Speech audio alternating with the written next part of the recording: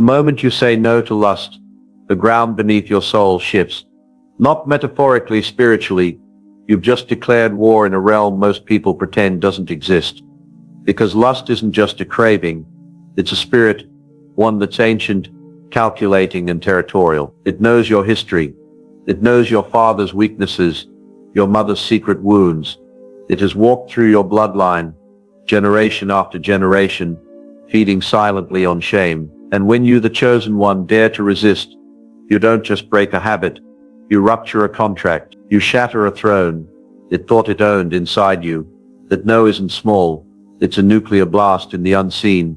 Demons panic, angels rise, the spirit realm responds, but few ever talk about what really happens in that moment, the shaking, the silence, the retaliation. Because when you refuse to bow to lust, you don't just walk away from sin, you step into destiny. Stay. What you're about to hear isn't a sermon, it's a war briefing, and by the end of this you'll know exactly why hell fears your purity, and why heaven has been waiting for your resistance. When you say no to lust, you're not just avoiding temptation, you're pulling a spiritual sword from its sheath and stabbing it into the heart of darkness. That simple act of resistance isn't small in heaven's eyes, it's massive, it's spiritual warfare at its rawest level. Because lust is not just a feeling, it's a weapon from hell, forged to hijack your mind, dull your spirit, and separate you from your divine authority. Every time you say yes to lust, the enemy tightens the leash, not just on your actions, but on your identity. Your soul starts to forget who you are. But the moment you say no, even when everything in you wants to give in, the realm of darkness trembles, because that no is spiritual proof that the addiction is losing its grip. You've punched a hole in a demonic pattern that may have held your bloodline captive for decades. Lust is a spirit that survives on silence, secrecy, and shame. It whispers lies into your identity. You'll never be free. Everyone struggles with this.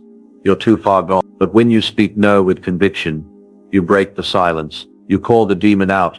You expose it to light, and demons hate the light. In that instant, the spirit realm responds. Demons shriek because they've been evicted from their hiding place. You may feel inner resistance, confusion, or even exhaustion. Not because you're weak, but because there's warfare happening around you. You didn't just say no to a screen, a fantasy, or a moment of pleasure. You said no to a spirit that thought it owned real estate inside your soul. What's more powerful? Lust pulling you into momentary escape, or the strength it takes to reject it and reclaim your mind? Every act of resistance is a reclaiming. You take back your thoughts. You take back your will. You take back your calling. That single no may be the most prophetic thing you've spoken in years. God sees it, angels are drawn to it, and the enemy fears it. Because when you say no to lust, you realign yourself with heaven's flow. You begin to hear again, feel again, discern again. Purity restores sensitivity. It sharpens your spiritual vision. And when that happens, your authority begins to rise. That's why the spirit realm shakes. Because your no isn't just a rejection of sin, it's the resurrection of your divine identity. The real war isn't just about pleasure, it's about purpose. The enemy doesn't just want your body, he wants your influence, your future, your seed. And when you resist lust, you're not just resisting sin, you're resisting sabotage. You're stepping out of slavery and into spiritual dominion. So don't be surprised when the atmosphere changes, when hell screams, when warfare comes. That's not defeat, that's confirmation. You just made hell nervous, and heaven just took note. 2. The ancestral web. Lust's generational assignment. Lust is not random, it's strategic. It doesn't knock on your door simply because you're weak. It arrives because it has rights. Ancestral rights, ancient permissions passed down through bloodlines. Unspoken, unchallenged, and spiritually binding. Many people think they struggle with lust because they lack willpower, but willpower doesn't explain why certain patterns keep repeating in your family.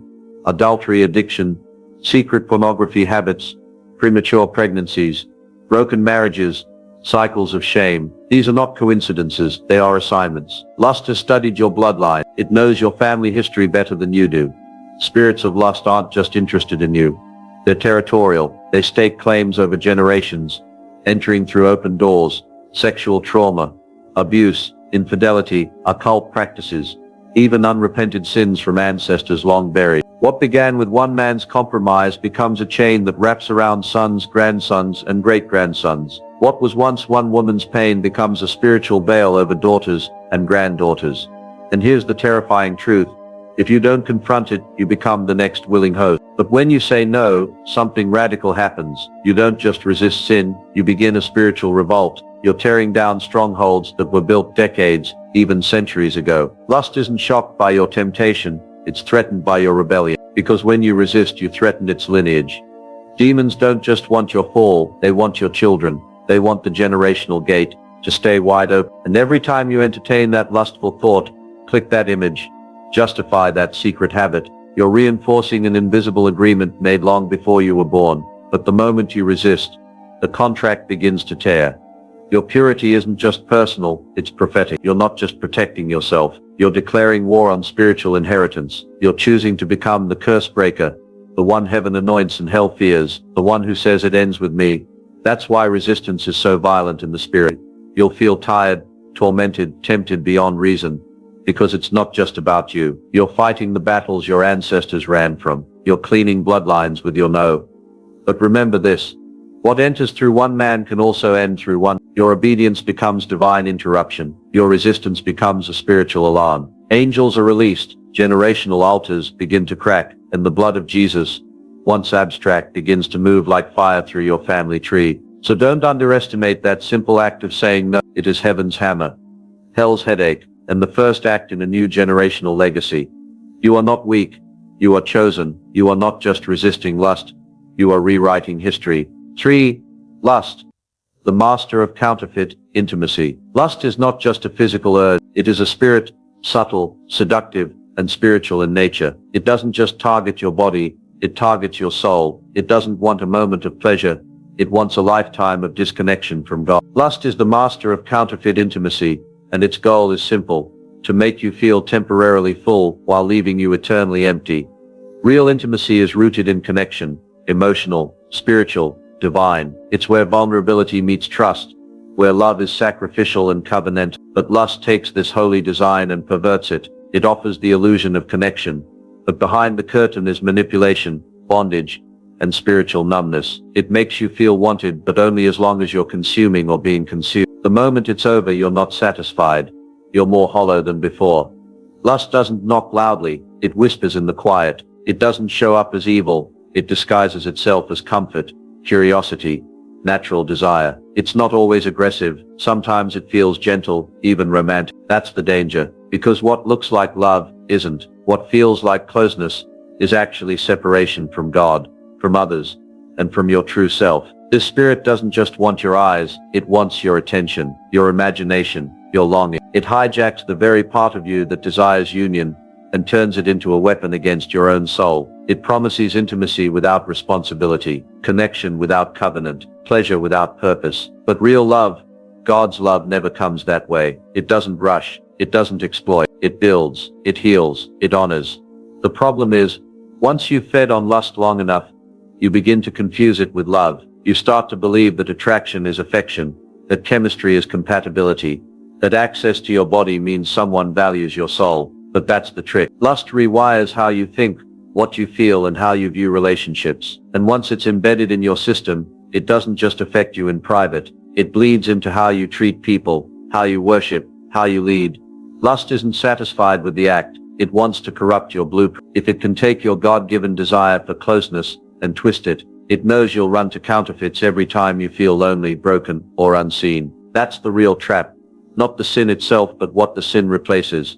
Real connection with the Father. And that's why saying no to lust is more than moral discipline. It's spiritual warfare. You are not rejecting pleasure. You are rejecting the parasite attached to it. You are saying, I will not trade eternal wholeness for temporary relief. You were created for divine intimacy, a sacred connection with God that fulfills what lust can only mimic. Lust gives you a taste. God gives you a feast. Choose wisely. 4. The heavenly response. When God sees a warrior rise, heaven doesn't respond to comfort, it responds to courage. When you say no to lust, not once, but with conviction, again and again, the spirit realm takes notice, but it's not just hell that trembles. Heaven moves. God is not passive. He is not distant. He is watching, not from a throne of indifference, but from the perspective of a father who trained his child for battle. And when that child stands up against lust, one of the most ancient and seductive spirits in the demonic arsenal, heaven doesn't whisper, it roars. Your resistance is not weakness, it is worship.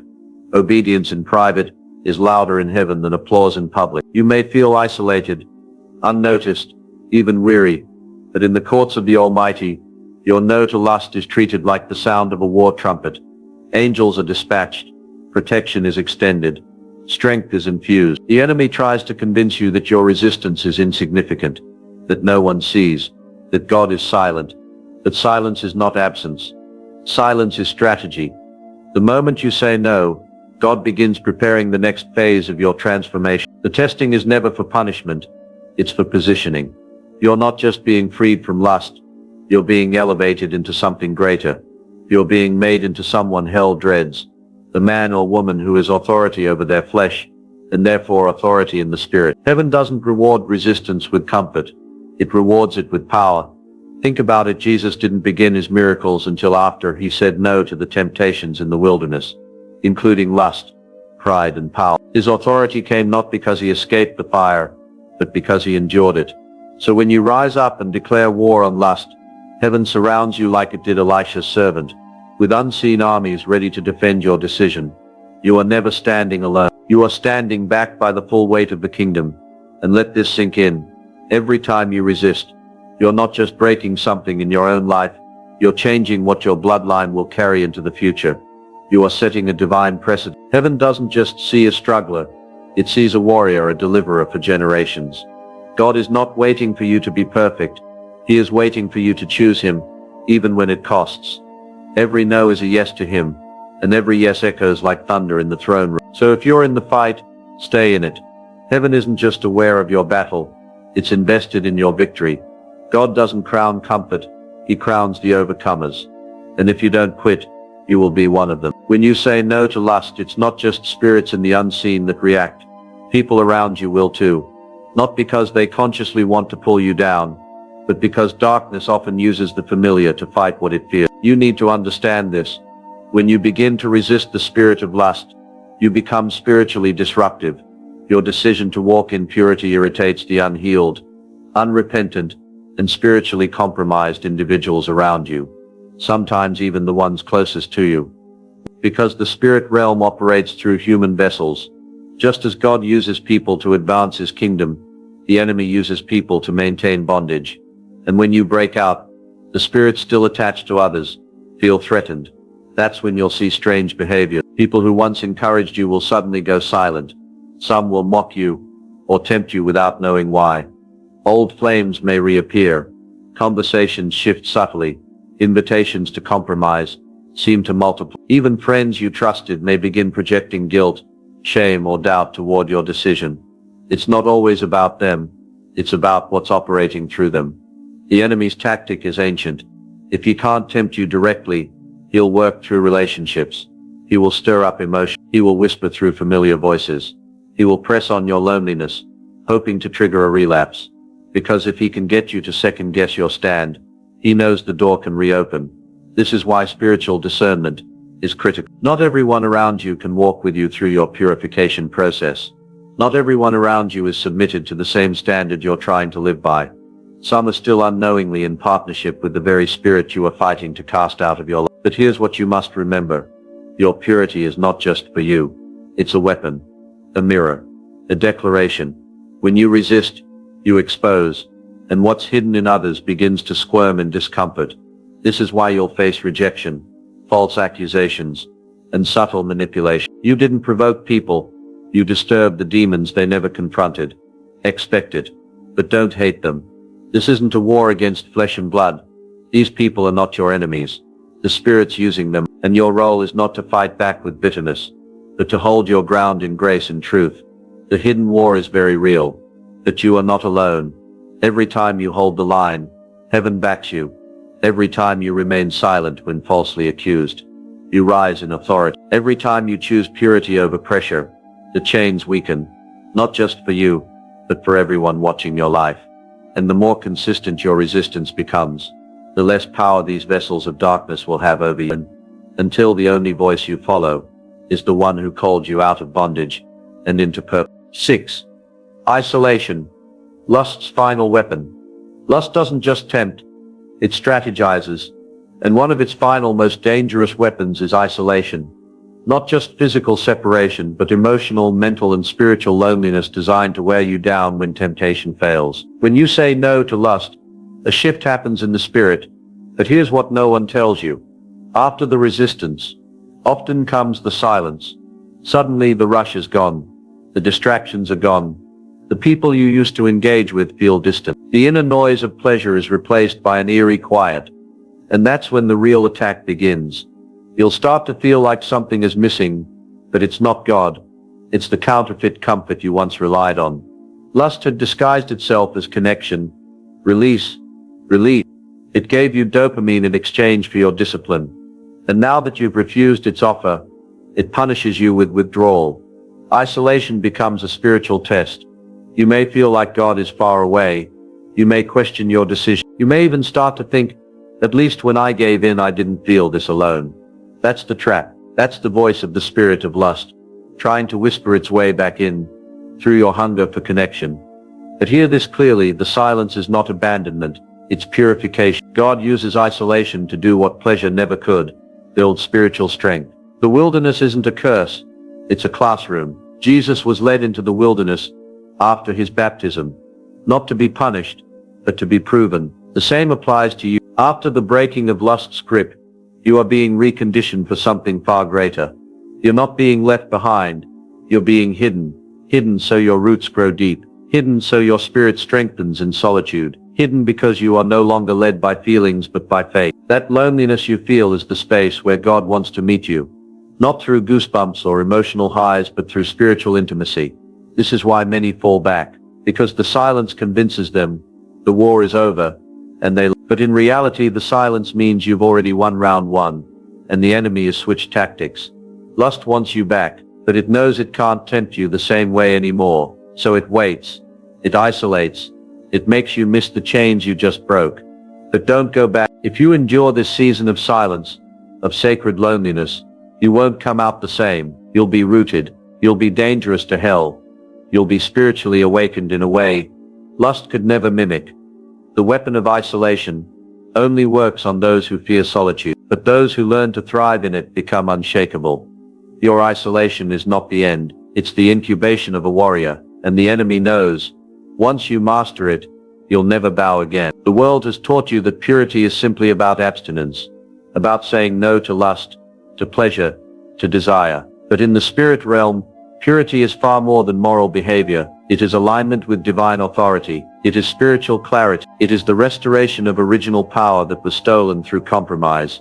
Lust doesn't just stain you, it blinds you. Every time you surrender to it, a little more of your spiritual sight is dimmed. You stop hearing God clearly. You stop sensing direction. You lose confidence, not because you're broken, but because the enemy has fogged your perception. That fog is strategic, because what you can't see you can't claim. But the moment you choose purity, real purity, not perfection, that fog begins to lift. And with every layer that clears, your gifts return, your discernment sharpens. You begin to hear the whisper of heaven again. The dreams you thought had died start breathing. That's not your imagination. That's your anointing reactivating. Purity unlocks clarity. Clarity leads to conviction, and conviction awakens calling. The devil never fought you just to make you feel guilty. Guilt was a tool. Shame was bait. His real goal was to keep you disconnected from your assignment. Why? Because a person who is pure in heart becomes dangerous, not because they're clean but because they're clear, and clarity is lethal in spiritual warfare. The enemy can't manipulate someone who sees through his tactics. When you say no to lust, heaven doesn't just applaud, heaven begins to move through you. New authority flows from your life. You speak, and things shift. You pray, and strongholds tremble. You walk into a room and atmospheres respond. Why? Because your vessel is no longer leaking power. It's full, guarded, and holy. This is why purity is such a threat. Not because you're trying to be good, but because you're becoming powerful. Not in ego, but in essence. When you cleanse your temple, God takes residence. When you stop giving your body to what drains you, your spirit begins to overflow. This is why so many spiritual leaders fell when they compromised. Not because they were weak, but because they lost purity. and with it clarity. And once clarity fades, deception moves. Your purity isn't for your image, it's for your impact. It's the soil where your true power is planted and grown. If you've been wondering why your prayers feel different, why your discernment is returning, why old battles no longer grip you the same, it's because purity is rewiring you for power. You're not just surviving lust, you're outgrowing it. You're stepping into a level of spiritual potency that hell hoped you'd never discover. And now that you have, the real journey begins. 8. The ultimate reversal.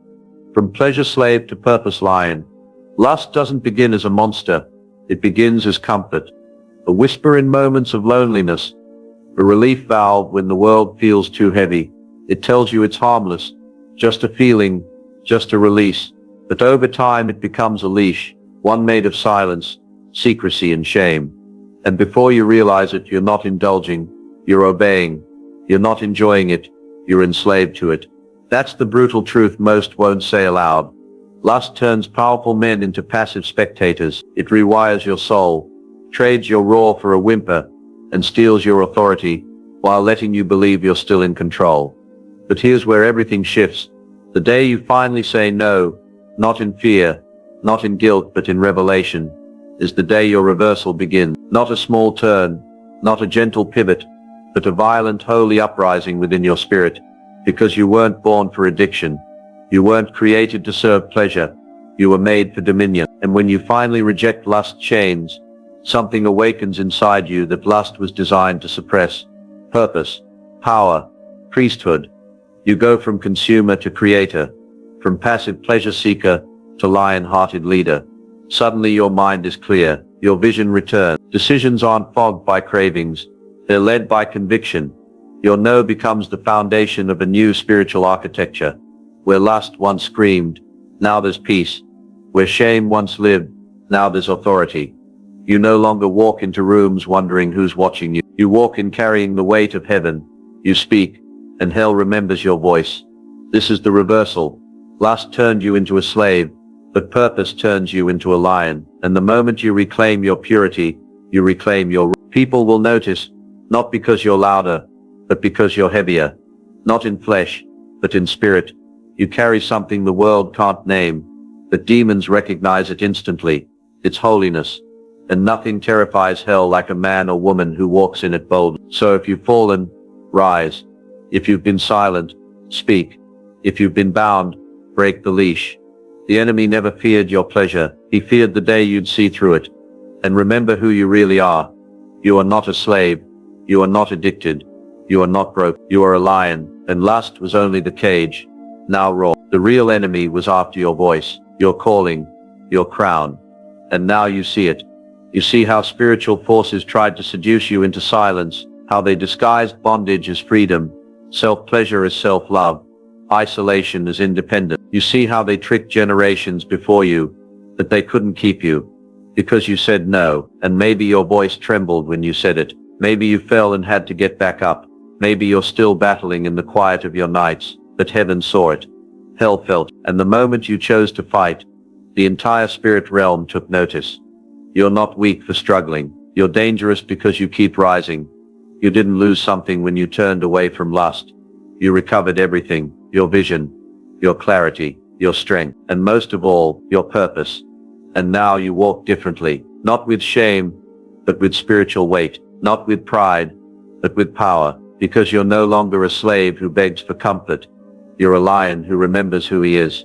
So let the demons rage, let the temptations come, let the enemy throw his old tricks your way. You're not the same anymore. You've crossed a line in the spirit, and there's no going back. You've been marked, not by lust, but by fire, holy fire. So guard your purity, like a warrior guards a throne. Walk boldly, speak freely, live with intentional purity, not out of fear, but because you know what it costs to be bound, and what it feels like to finally be free. The next time lust knocks, remember, it's not offering you pleasure, it's begging for permission to take your crown. And now you know better. Now you see clearly. Now you fight differently. You said no, and the spirit realm will never forget it.